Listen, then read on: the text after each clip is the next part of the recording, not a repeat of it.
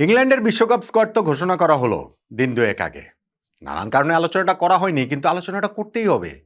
কেননা ইংল্যান্ডের বিশ্বকাপ স্কোয়াডে যারা আছেন তার চেয়ে বেশি করে যারা নেই সেটাই যেন আলোচনায়। আর তা হবে না কেন? ওয়ার্ল্ড কাপে 48 দলের মধ্যে ধরেন শিরোপা প্রত্যাশী যদি আমরা 8-10টা দলের কথাও বলি, আর কোনো দলে ইংল্যান্ডের মতো এই ঘটনা ঘটবে না যে বিশ্বকাপ দলে যারা নেই সেইখানটাতে এত বড় বড় তারকা। ইংল্যান্ডের কোচ টমাস টুখেল বিশ্বকাপের দল ঘোষণার ওই প্রেস কনফারেন্সেই বলেছেন যে তিনি কঠিন সিদ্ধান্ত নিতে পছন্দ করেন, কিন্তু সেই কঠিন সিদ্ধান্তর মানে কি ফিল ফোডেন, হ্যারি ম্যাগুয়ের, কোল পামার, ট্রেন্ট আলেকজান্ডার আর্নল্ড এইরকম সব ফুটবলারদের বাদ দেয়া? ইংল্যান্ডের বিশ্বকাপ স্কোয়াডটা আসলে কেমন হলো এবং সেইখানটাতে কোচ টুখেল ভিন্ন সিদ্ধান্ত আসলে নিতে পারতেন কিনা সেটা নিয়ে একটু আলোচনাটা করতে চাই। যেটা বলছিলাম যে যারা বাদ পড়েছেন তাদের নিয়ে আলোচনাটা জায়গাটা বেশি। আমি যদি একবার পজিশন ধরে ধরে আলোচনা করি তাহলে হয়তো বা সেটা বুঝতে সুবিধা হবে। এমনিতেই তো ইংল্যান্ডের এই দলটা বরাবরের মতোই আবারও আকাশচুম্বী প্রত্যাশাকে সঙ্গে করে ওয়ার্ল্ড কাপে যাচ্ছে। টুখেলের এই দল সেই প্রত্যাশা আরও বাড়িয়ে দিচ্ছে। ওয়ার্ল্ড কাপের বাছাই পর্বে তাদের পারফরমেন্স, 8টা ম্যাচ খেলে তারা 8টা ম্যাচই জিতেছে, একটা ম্যাচ হারবে কি, ড্র তারা করেনি। এবং সেই 8 ম্যাচে তারা 22টা গোল করেছে ইংল্যান্ড, একটা গোলও খায়নি। বাছাই পর্বের 8 ম্যাচের মধ্যে ইংল্যান্ড 22 গোল করে 1 গোলও খায়নি।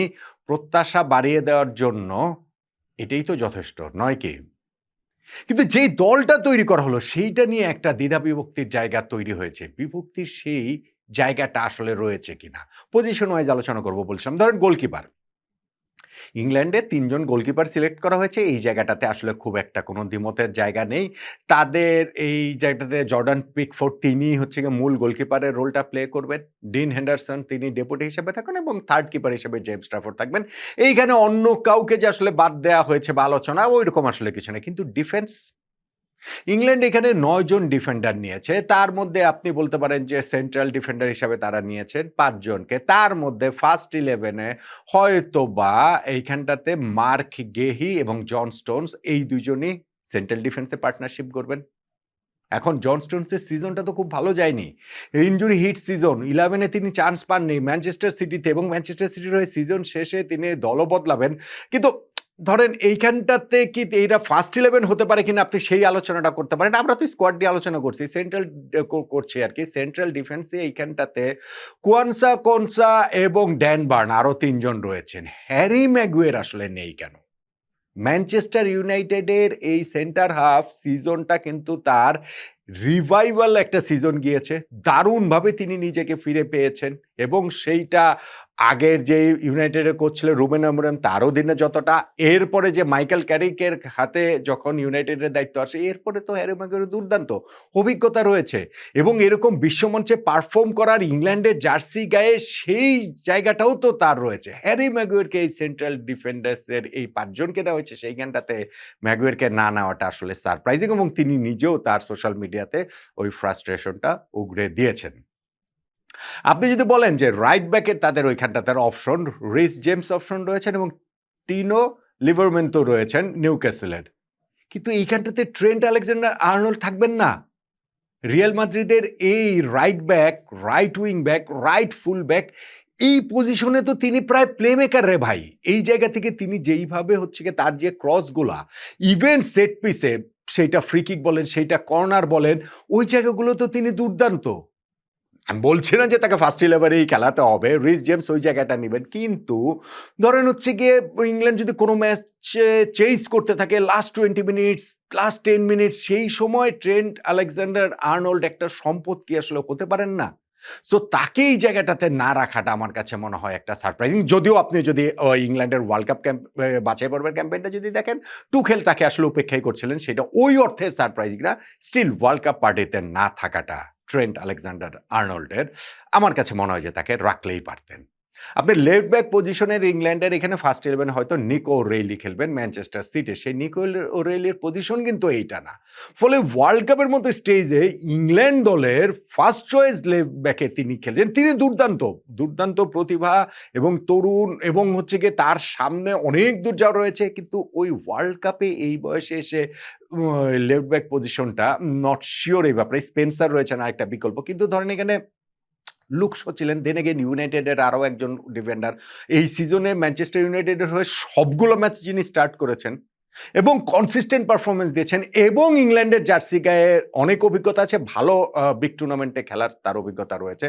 তাকে না নিলে তো লুইস হলকে নেওয়া যেতে পারতো নিউক্যাসল ইউনাইটেডের খেলা, তাকেও নেওয়া হয়নি। ফলে ডিফেন্সের এই জায়গাটা আমার কাছে মনে হয় যে অনেকগুলো অপশনকে কোচ টমাস টুখেল উপেক্ষা করেছেন।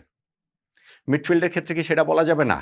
মিডফিল্ডার নেওয়া হয়েছে ৭ জন কাগজে কলমে মিডফিল্ডার। আপনি যদি সেভাবে আমি বলি, কেন আমি সেটা বলছি? ধরেন তাদের এখানটাতে একদম সেন্ট্রাল মিডফিল্ডে নটিংহাম ফরেস্টে খেলা এলিয়েট অ্যান্ডারসন এবং আর্সেনালের ডেকল্যান রাইস, এই দুইজনই সেন্ট্রাল মিডফিল্ডে খেলবেন। একটু অ্যাডভান্স রোলটাতে হয়তো বা নাম্বার 10 রোলটাতে ওইখানটাতে হচ্ছে গিয়ে রিয়াল মাদ্রিদে খেলা জুড বেলিংহাম খেলবেন।